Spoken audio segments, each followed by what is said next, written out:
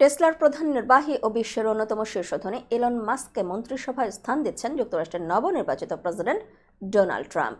তিনি Elon Musk ও প্রযুক্তি উদ্যোক্তা বিবেক রামাস্বামীকে নতুন গঠিত মন্ত্রণালয়ের সরকারি দক্ষতা বিভাগের দায়িত্ব দেওয়ার কথা জানিয়েছেন। বার্তা সংস্থা রয়টার্স এক প্রতিবেদনে এ তথ্য জানিয়েছে। গত 5 নভেম্বর যুক্তরাষ্ট্রের প্রেসিডেন্ট নির্বাচনে ট্রাম্প জয়ী হওয়ার পর থেকেই জোর গুঞ্জন ওঠে এবার সরকারি কোনো দায়িত্ব পেতে যাচ্ছেন এলন মাস্ক। অবশেষে গুঞ্জন সত্যি হলো। গতকাল মঙ্গলবার এক বিবৃতিতে ট্রাম্প জানান, এলন মাস্ক ও বিবেক রামাস্বামীকে সরকারি দক্ষতা বিভাগের দায়িত্ব দেওয়া হচ্ছে। বিবৃতিতে ট্রাম্প বলেছেন, মাস্ক ও বিবেক আমার প্রশাসনের জন্য সরকারি আমলাতন্ত্র ভেঙে ফেলার পথ তৈরি করবেন, অতিরিক্ত নিয়ম নীতি কমাবেন, অবচয়জনিত ব্যয় হ্রাস করবেন এবং কেন্দ্রীয় সংস্থাগুলোকে পুনর্গঠন করবেন।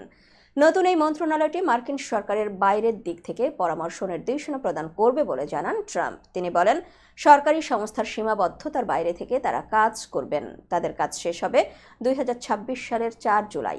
একে আমেরিকার স্বাধীনতা ঘোষণার 250তম বার্ষিকীতে একটি উপহার হিসেবে দেওয়ার কথা বলেছেন ট্রাম্প। প্রভাবশালী মার্কিন সাময়িকী ফোর্বসের তালিকা অনুযায়ী এলন মাস্ক এখন বিশ্বের শীর্ষ ধনী। এবারের মার্কিন প্রেসিডেন্ট নির্বাচনে তিনি ডোনাল্ড ট্রাম্পকে সরাসরি সমর্থন জানান এবং তার নির্বাচনী প্রচারের পেছনে বিপুল অঙ্কের অর্থ খরচ করেন।